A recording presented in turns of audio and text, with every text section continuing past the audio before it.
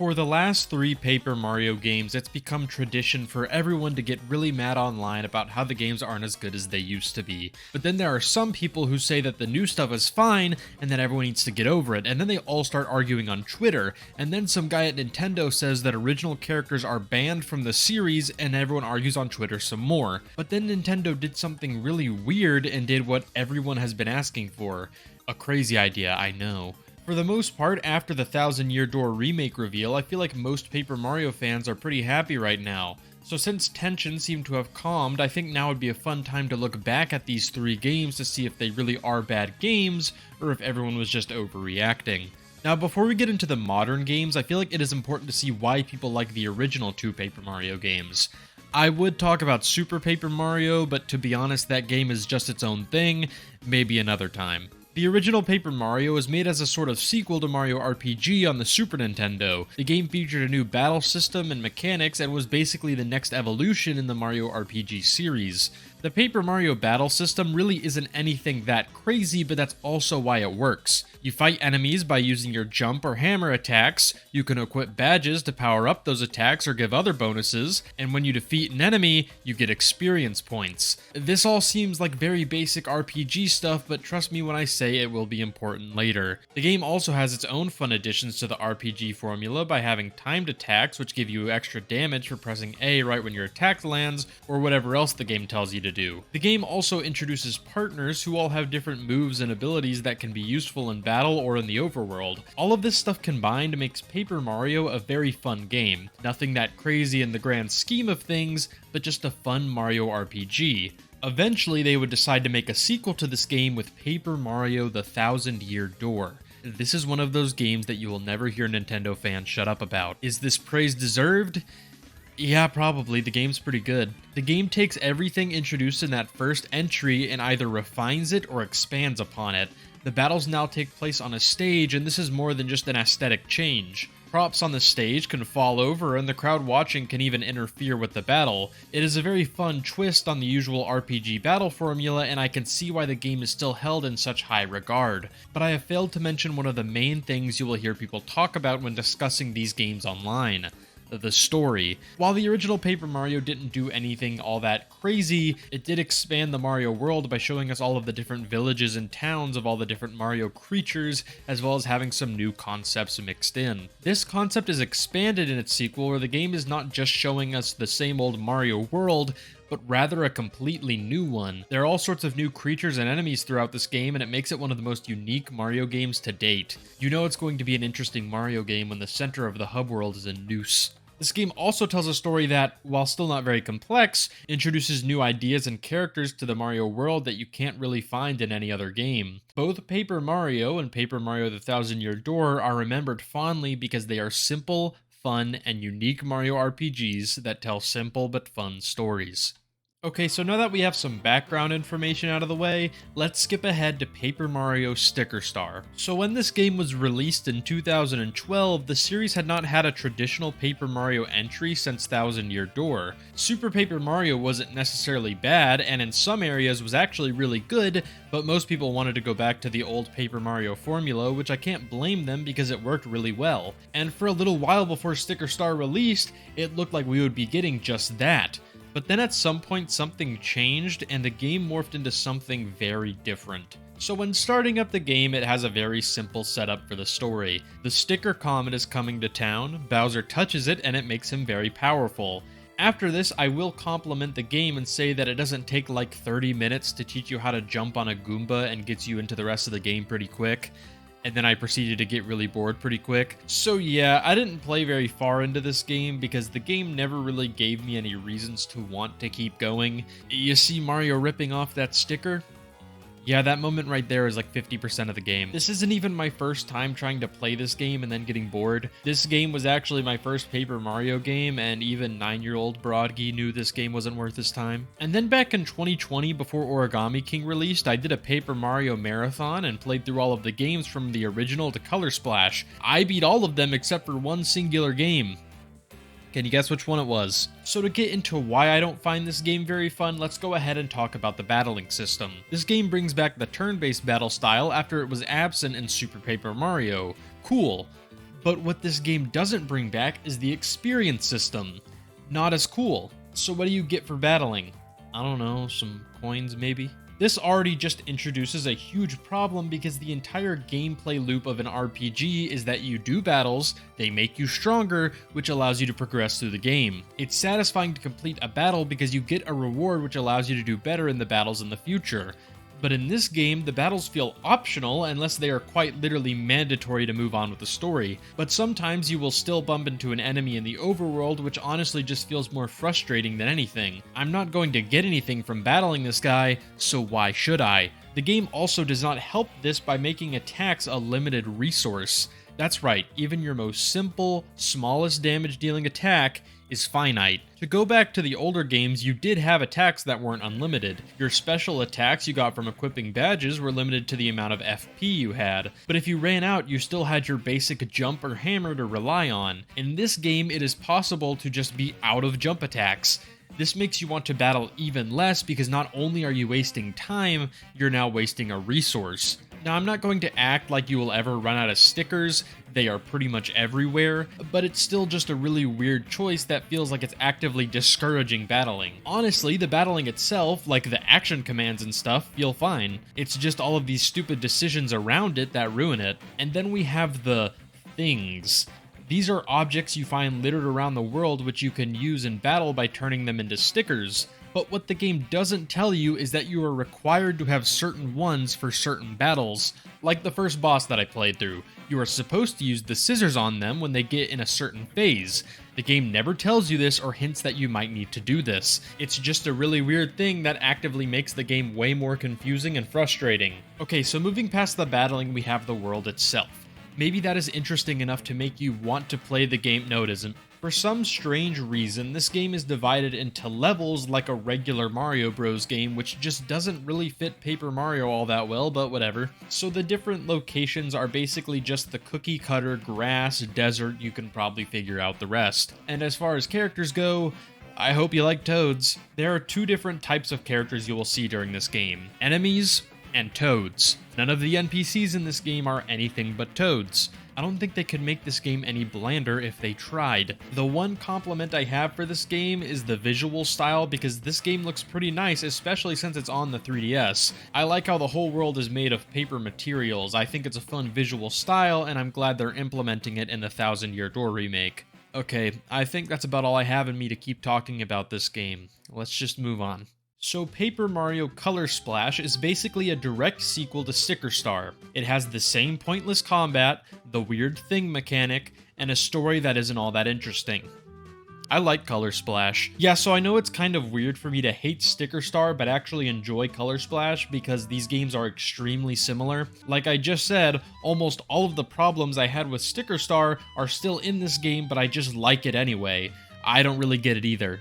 To get into what I actually like about this game though, we have the first thing that comes to my mind, and that is the paint mechanic. So basically, the plot of the whole game is that Bowser and his minions are stealing paint from the world by sucking it out with straws. It is your job to repaint the world using your hammer, and man, it is so satisfying. Whacking those blank spots and then hearing will just never not feel good to me. And while we're talking about the paint mechanic, I feel it is important to bring up that it does give a tiny reason to want to battle. So basically you have a limited amount of paint that you can hold, and defeating enemies can give you these tiny little hammer things which allow you to hold more paint. It's not a great reward because after a while you really don't need to hold that much paint since it's so easy to get back, but it's better than all of the nothing you got from battling enemies in Sticker Star. But obviously one mechanic can't carry a whole game, so what else is there about this game that makes me like it? For starters, I think that the locations you go to in this game are far more interesting. The game actually feels like it has new ideas that it wants to show you, which I can't say about the last game. It's kind of unpredictable to figure out what kind of situations you will find yourself in this game, which is where I think some of the charm comes from.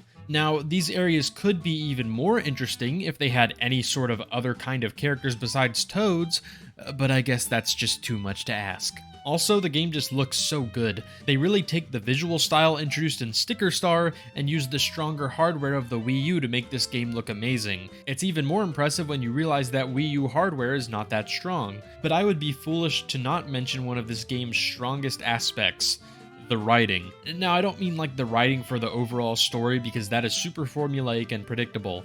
I mean the writing of just the random NPC interactions. This game is just constant joke after joke, and a good portion of them I feel land pretty well. Now, if this game was actually trying to tell an actual story, then the constant jokes would probably get in the way of that, but this game knows nobody is taking it seriously and it just kinda rolls with it. While I do prefer Paper Mario games telling an actual story, at least this game is still entertaining enough to where I actually want to read the dialogue, unlike Sticker Star.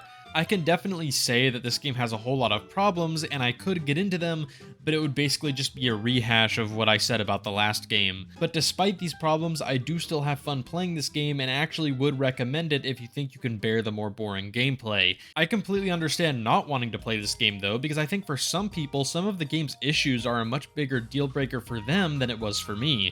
So if you want an actual fulfilling gameplay experience, yeah, you're better off elsewhere. But if you enjoy just sort of riding along on a weird journey, then I think you might enjoy this game. So for the final game in this strange trilogy, we have Paper Mario: The Origami King. Now this game is probably the most unique and fleshed out game out of all three of these games, which makes its issues all the more noticeable. You see, with Color Splash, the game never really takes itself that seriously, so to me it's just simple dumb fun. The game has a lot of issues, but I was able to deal with them just because that's the way it was, and they clearly weren't planning on doing anything about it. But in this game, it's clear the team heard the criticisms of the last two and decided to try and fix some of these problems. But only kind of. Battling is boring and unrewarding? Okay, here's a ring. You still don't get anything for completing the battles. You want badges and partners back? Okay, here they are. Kinda. Not really. You thought there were too many Toads in the other games? Too bad, here's 10,000 more. I'm fine with things like badges and partners not being in these games. You can still have a good game without these things, but the game acts like it's trying to bring these things back when it clearly doesn't want to. What I will give the game props for though is that the story is actually somewhat compelling. The Origami King is turning all of the residents of the Mushroom Kingdom into these brainwashed origami minions. The game even has these fun cinematic moments that make the story feel so much more grand, like you're watching a Paper Mario movie. And since you're only fighting these origami minions, the NPCs you interact with can actually be more than just Toads. All kinds of enemies you would usually find in the other games are just treated like actual people now, like they were in the original Paper Mario games. But it's still just really weird because these characters don't have names or personalities. They are just Mario characters. And while I know this review is sounding pretty negative so far, I do still like this game. Much like Color Splash, the world is just fun to explore and looks really pretty. Probably one of the best looking games on Switch. But now, since the world isn't divided up into levels like the last two games, it can actually feel like a world, not just a bunch of places next to each other on a map. The game also tries to sort of recapture the magic of painting the world in Color Splash with the confetti mechanic. You basically find these big holes in the world and you can use confetti to fill them, but man, it's just not the same. There is a section in the game that basically makes sure that you won't have enough confetti to move forward and locks you where you are until you can find more, which I thought was a cool use of the gimmick. You can also find Toads folded up all around the world, which just acts as a fun collectible to go for. But now onto what I find to be one of the most interesting parts of this game. The battling. So to start, like I said earlier, the game does not fix the battle reward system. There is no XP, there isn't even like those hammer upgrades from Color Splash. You get coins and confetti from battles, and that's it. Now to be fair, you do use coins a fair amount in this game, if you want to basically skip the whole battling system, but we will get into that in a second. So when you start a battle, you don't go into your traditional face the enemy and pick your move deal. Instead, there is a circle. So I guess they heard the criticism that battling could be sort of boring in the last two games, but instead of adding new mechanics to the system or using the old systems that were already proven to work well, they just turned it into a puzzle. You can solve the puzzle by sliding these tiles around to get enemies in a better formation, allowing you to deal more damage along with just getting the battle over with quicker. Now, while you don't technically have to solve the puzzle to finish the battle, you pretty much do, as these battles would be miserable if you didn't. But let's say you don't want to solve the puzzle. I hope you've been saving. Yeah, so you can basically just pay to skip this part of the battle or make it easier, which sounds like a baby way of doing it, but honestly, there's nothing wrong with playing the game this way. When you have to solve puzzles like these for every single enemy encounter, it just gets so repetitive, and some of these puzzles can be decently challenging, especially with the time limits, so it's just like, yeah, pay for the skip. Trust me, you get plenty of coins in this game. But once you get past that and into the battling itself, I mean, yeah, it's fine. What's nice is that the attacks are no longer a limited resource like in the last two. You always have your basic jump and hammer to rely on, and the other form of attacks come in items you can equip. These are all multi-use, but do have a durability, so you probably only want to use them when necessary. This part of the battling is a genuine improvement, but when you combine it with the puzzles and the fact you practically get no reward, these often just feel like overly long wastes of time. The puzzles I did enjoy in this game, though, are the boss fights, as the ring is used as your method of getting closer to the boss to attack rather than lining them up like you would normal enemies. Speaking of bosses, remember the annoying thing mechanic from the last two games that overcomplicated the bosses?